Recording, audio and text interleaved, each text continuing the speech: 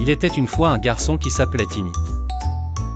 Le matin se levait doucement sur son quartier, calme et lumineux.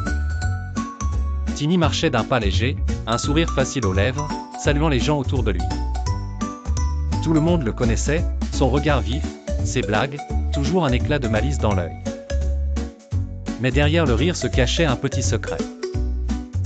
Timmy avait une habitude, il mentait. Pas toujours par méchanceté, parfois juste pour éviter les problèmes. Un petit mensonge par ici, puis par là, il ne trouvait pas cela grave. Si un vase tombait, ce n'était jamais lui. Si un devoir était oublié, il accusait le temps, ou le chat, ou son petit frère. Au début, personne ne doutait. Les adultes souriaient, ses amis le croyaient. Mais d'un jour à l'autre, quelque chose changea. Les regards devinrent un peu plus méfiants. Les amis de Timmy hésitaient à croire ses histoires. À la maison, ses parents répondaient moins souvent à ses explications. Même à l'école, les professeurs demandaient à quelqu'un d'autre pour vérifier ses mots. Timmy sentait grandir autour de lui une ombre invisible. Même quand il disait la vérité, il voyait dans les yeux des autres un doute, comme si son sourire ne brillait plus aussi fort.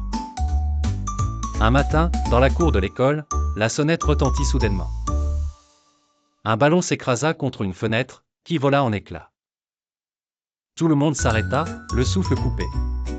Qui avait lancé le ballon? Un surveillant cria et un garçon effrayé fut désigné. C'était Léo. Mais Timmy, lui, savait la vérité, c'était sa propre main qui avait glissé, c'était lui le responsable. Son cœur battit si fort qu'il crut que tout le monde l'entendait. Il voulut parler, mais le mensonge sortit trop vite. Ce n'était pas lui, dit-il. Et Léo, sans défense, baissa juste la tête. Il fut puni. Ce soir-là, Timmy chercha longtemps le sommeil. Son mensonge, cette fois, avait blessé quelqu'un.